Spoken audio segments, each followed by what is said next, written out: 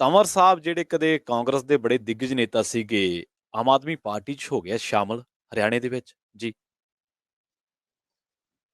ਅਸ਼ੋਕ ਤੰਵਰ ਭੰਵਰ ਦੇ ਵਿੱਚ ਫਸਿਆ ਪਿਆ ਸੀਗਾ ਵਿਚਾਰਾ। ਇਹ ਵੀ ਜੀ ਇਸ ਬੁੱਲੇ ਦੇ ਨਾਲ ਪਾਰ ਲੰਘ ਜਾਊਗਾ, ਕਿਉਂਕਿ ਬੇਸਿਕਲੀ ਇਹ ਸੀਗਾ ਕਿ ਕਾਂਗਰਸ ਨੂੰ ਧੜੇਬੰਦੀਆਂ ਨੇ ਹਰਿਆਣੇ ਦੇ ਵਿੱਚ ਬਹੁਤ ਜ਼ਿਆਦਾ ਨੁਕਸਾਨ ਕੀਤਾ। ਤਾਂ ਉਹਦੇ ਚੋਂ ਇੱਕ ਧੜਾ ਠੀਕ ਉਸੇ ਤਰ੍ਹਾਂ ਹੀ ਜਿਸ ਤਰ੍ਹਾਂ ਪੰਜਾਬ ਦੇ ਵਿੱਚ ਸਿੱਧੂ ਧੜਾ ਹੈ ਜੀ, ਆ ਫਲਾਣਾ ਧੜਾ ਹੈ, ਧੜਾ ਧਰ ਜਿਹੜੇ ਧੜੇ ਆ ਉਹਨਾਂ ਦੇ ਵਿੱਚੋਂ ਹੀ ਇੱਕ ਧੜਾ ਇਸ ਤਰ੍ਹਾਂ ਹਰਿਆਣੇ 'ਚ ਸੀਗਾ ਤੰਵਰ ਦਾ। ਤਾਂ ਅਸ਼ੋਕ ਤੰਵਰ ਜਿਹੜਾ ਆ ਉਹ ਬਿਲਕੁਲ ਜਦੋਂ ਗੁੱਠੇ ਲਾਈਨ ਲੱਗ ਗਿਆ, ਸਾਈਡ ਲਾਈਨ ਹੋ ਗਿਆ। ਉਸ ਤੋਂ ਬਾਅਦ ਫਿਰ ਉਹਨੇ ਇੱਕ ਆਪਣਾ ਭਾਰਤ ਮੋਰਚਾ ਬਣਾ ਲਿਆ ਸੀਗਾ। ਉਸ ਤੋਂ ਬਾਅਦ ਫਿਰ ਉਹ TMC 'ਚ ਚਲੇ ਗਿਆ। ਹੁਣ ਜਦੋਂ ਉਹਨੇ ਵੇਖਿਆ, ਕਿਉਂਕਿ ਇਹ ਬੰਦੇ ਜਿਹੜੇ ਆ ਮੌਸਮ ਵਿਗਿਆਨੀ ਹੁੰਦੇ ਆ, ਅਰਦਾਸ ਮਾਨਾਂ ਨੂੰ ਪਹਿਲਾਂ ਤੇ ਝੂੜ ਕੇ ਜੇ ਬੈਠਾ ਸੀ ਕਹਿਣਾ ਨੂੰ ਸਾਹਾਂ ਦੀ ਡੁੱਬਦੀ ਨਾਵ ਨੂੰ ਝੋਕਾ ਮਿਲੇ ਜਾਂ ਨਾ, ਜੀ ਤਾਂ ਉਹ ਨਾਵ ਹੁਣ ਜਿਹੜੀ ਆ ਉਹ ਕਿਨਾਰੇ ਲੱਗ ਜਾਏਗੀ। ਕਿਉਂਕਿ ਦੇਖੋ ਚੰਡੀਗੜ੍ਹ ਦਾ ਮਸਲਾ ਜਿਹੜਾ ਇੱਥੇ ਚੱਲਦਾ ਪਿਆ, ਉਹਦੇ ਵਿੱਚ ਇੱਕ ਚੀਜ਼ ਕੱਲ ਵਾਪਰਨ ਜਾ ਰਹੀ ਆ। ਉਹ ਕੀ ਆ ਕਿ ਹਰਿਆਣੇ ਵਾਲੇ ਵੀ ਇੱਕ ਸਪੈਸ਼ਲ ਇਜਲਾਸ ਸੱਦ ਕੇ ਬਹਿ ਗਏ ਨੇ ਜੀ। ਹੁਣ ਇੱਥੋਂ ਵਾਲਿਆਂ ਨੇ ਵੀ ਇਜਲਾਸ ਕੀਤਾ, ਇਹਨਾਂ ਦੀ ਵੀ ਮਜਬੂਰੀ ਸੀ, ਉਹਨਾਂ ਦੀ ਵੀ ਮਜਬੂਰੀ ਆ। ਬੇਸਿਕਲੀ ਕੀ ਆ ਕਿ ਇਸ ਵਿਸਾਤ ਨੂੰ ਸਮਝਣ ਦੀ ਜ਼ਰੂਰਤ ਆ। ਇਹਦੇ ਵਿੱਚ ਖਿਡਾਰੀ ਜਿਹੜੇ ਆ ਉਹ ਹੁਣ ਤੋਂ ਹੀ ਆਪਣੇ ਆਪਣੇ ਪਿਆਦੇ ਸੈੱਟ ਕਰ ਰਹੇ ਆ। ਅਰਵਿੰਦ ਕੇਜਰੀਵਾਲ ਆਪਣੇ ਪੱਧਰ ਤੇ, ਉਹ ਆਪਣੇ ਪੱਧਰ ਤੇ, ਇਸ ਕਰਕੇ ਕਿ ਉਹਦੇ ਵਾਸਤੇ ਸਾਰਾ ਕੁਛ ਹੈ ਜਿਹੜਾ ਉਹ ਇਸ ਤਰੀਕੇ ਨਾਲ ਵਿਉਂਤਿਆ ਜਾ ਰਿਹਾ ਵਾ ਕਿ ਆਉਣ ਵਾਲੇ ਸਮੇਂ ਦੇ ਵਿੱਚ ਜਦੋਂ ਅਰਵਿੰਦ ਕੇਜਰੀਵਾਲ ਹਨੇਰੀ ਬਣਾਉਣ ਦਾ ਯਤਨ ਕਰੇਗਾ ਕਿ ਜਿਹਦੇ ਵਿੱਚ ਮੈਂ ਸਾਰੇ ਤਿਨਕਿਆਂ ਵਾਂਗ ਗੂੰਜ ਦੇਵਾਂ, ਤਾਂ ਉਦੋਂ ਉਸ ਮੌਕੇ ਤੇ ਅਰਵਿੰਦ ਕੇਜਰੀਵਾਲ ਨੂੰ ਠੱਲਿਆ ਕਿਵੇਂ ਜਾਵੇ ਜਾਂ ਇਸ ਵਰੋਲੇ ਨੂੰ ਨੇਰ ਬੰਨ ਹੀ ਨਾ ਦਿੱਤਾ ਜਾਵੇ।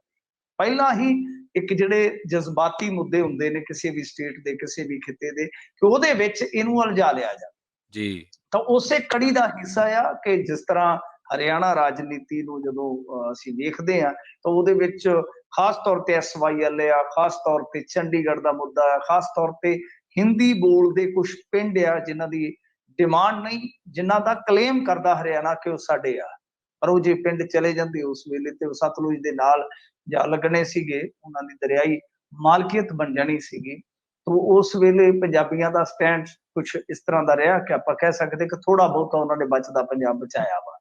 ਪਰੰਤੂ ਮਸਲਾ ਇਹ ਆ ਕਿ ਇੱਧਰ ਵੀ ਰਾਜਨੀਤੀ ਹੈ ਚੰਡੀਗੜ੍ਹ ਤੇ, ਨਾ ਉਹਨਾਂ ਨੂੰ 400 ਪਿੰਡ ਕਿਸੇ ਨੇ ਲਿਖ ਕੇ ਦੇਣਾ ਆ, ਇਹ ਚਾਰੇ ਚੱਕ ਜਗੀਰ ਨਹੀਂ ਹੈਗੀ ਕਿਸੇ ਦੀ ਜੀ।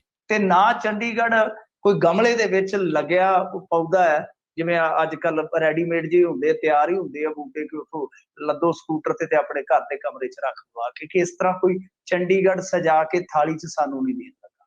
ਦੋਏ ਚੀਜ਼ਾਂ ਨੇ, ਐਵੇਂ ਜੋ ਮਰਜ਼ੀ ਕੋਈ ਕਹੀ ਜਾਵੇ, ਚਾਹੇ ਉਹ ਹਰਿਆਣਵੀ ਹੈ ਚਾਹੇ ਕੋਈ ਪੰਜਾਬੀ ਆ, ਇਹ ਇੱਕ ਸ਼ੁੱਧ ਸੱਚ ਆ ਤੇ 100% ਦਾ ਸੱਚ ਆ ਕਿ ਨਾ ਉਹਨਾਂ ਨੂੰ ਕੁਝ ਮਿਲਣਾ ਤੇ ਨਾ ਇਹਨਾਂ ਨੂੰ ਕੁਝ ਮਿਲਣਾ। ਕੇਂਦਰ ਸਰਕਾਰ ਆਪਦੇ ਪਰਾਂ ਦੇ ਹੇਠ ਕਰਕੇ ਬੈਠੀ ਹੈ ਸਾਰਾ ਕੁਝ ਜੀ। ਹੁਣ ਤੇ ਪੰਜਾਬ ਵਾਲੇ ਜਿਹੜੇ ਆ ਉਹ ਇਸ ਤਰ੍ਹਾਂ ਕਲੇਮ ਕਰਦੇ ਆ।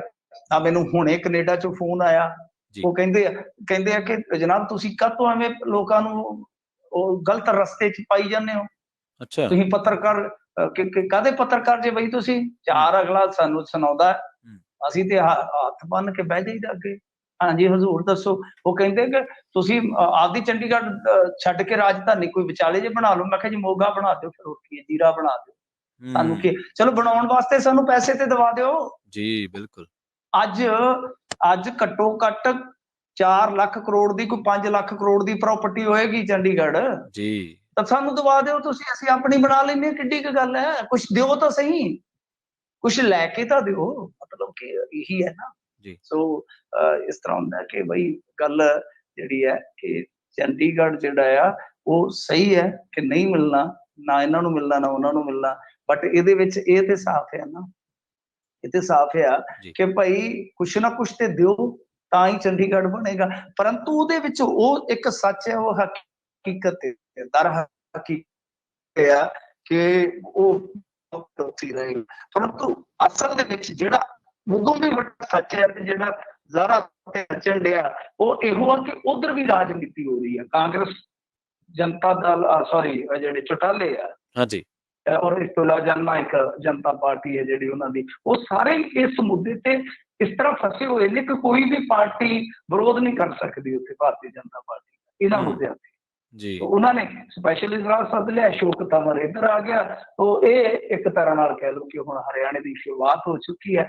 ਸੋ ਸਾਡੇ ਵਿੱਚ ਮਤਲਬ ਮੈਂ ਜਿਵੇਂ ਕਹਿ ਰਿਹਾ ਸੀਗਾ ਕਿ ਸਾਡੇ ਵਿੱਚ ਵੀ ਤੁਸੀਂ ਦੇਖੋ ਕਿ ਇੱਕ ਧਾਰਨਾ ਹੈ ਕਿ ਸਾਡੇ ਆਪਣੇ ਬਹੁਤ ਸਾਰੇ ਸੋਸ਼ਲ ਮੀਡੀਆ ਤੇ ਵੀ ਤੁਸੀਂ ਦੇਖੋਗੇ ਐਸੇ ਬੰਦੇ ਨੇ ਜਿਹੜੇ ਕਹਿੰਦੇ ਕਿ ਮੈਂ ਹੁਣੇ ਇੱਕ ਪੜ੍ਹ ਰਿਹਾ ਸੀਗਾ, ਕਮਲ ਆਨੰਦ ਨੇ, ਬਹੁਤ ਤਗੜੇ ਐਕਟਿਵਿਸਟ ਨੇ, ਲਾਇਰ ਨੇ, ਉਹ ਲਿਖ ਰਹੇ ਸੀਗੇ ਕਿ ਪੰਜਾਬ ਵਾਸਤੇ ਹੁਣ ਚੰਡੀਗੜ੍ਹ ਦੀ ਕੀ ਵੈਲਿਊ ਹੈ, ਉਹ ਕਿਸ ਤਰ੍ਹਾਂ ਲਾਹੇਵੰਦ ਹੈ।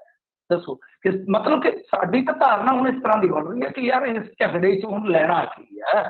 ਪਰ ਮੈਂ ਜਿਵੇਂ ਕਿਹਾ ਕਿ ਇੱਕ ਧਾਰਨਾ ਕੁਛ ਇਸ ਤਰ੍ਹਾਂ ਦੀ ਬੰਦਿਆਂ ਦੀ ਹੋ ਸਕਦੀ ਹੈ, ਸਾਡੇ ਵਿੱਚੋਂ ਭੈਣ ਭਰਾਵਾਂ ਦੀ ਹੋ ਸਕਦੀ ਹੈ, ਪਰੰਤੂ ਅਸਲ ਸੱਚ ਇਹੋ ਆ, ਅਸਲ ਸੱਚਾਈ ਇਹੋ ਆ ਕਿ ਇਸ ਮੁੱਦੇ ਤੇ ਨਾ ਸਿਰਫ ਜਜ਼ਬਾਤ ਜੁੜੇ ਹੋਏ ਆ ਬਲਕਿ ਰਾਜਨੀਤੀ ਵੱਜੀ ਹੋਈ ਆ। ਉਹ ਖੁੱਲ ਕੇ ਉਸ ਲਾਈਨ ਤੋਂ ਕਿਤੇ ਵੀ ਪਾਸੇ ਹਟ ਕੇ ਗੱਲ ਨਹੀਂ ਕਰ ਸਕਦੀ। ਜਿਵੇਂ ਇੱਥੇ ਅਖੀਰ ਭਾਰਤੀ ਜਨਤਾ ਪਾਰਟੀ ਨੂੰ ਵੀ ਕਹਿਣਾ ਪਿਆ ਕਿ ਪੰਜਾਬ ਦੀ ਭਾਰਤੀ ਜਨਤਾ ਪਾਰਟੀ ਪੰਜਾਬ ਦੇ ਨਾਲ ਆ, ਚੰਡੀਗੜ੍ਹ ਦੇ।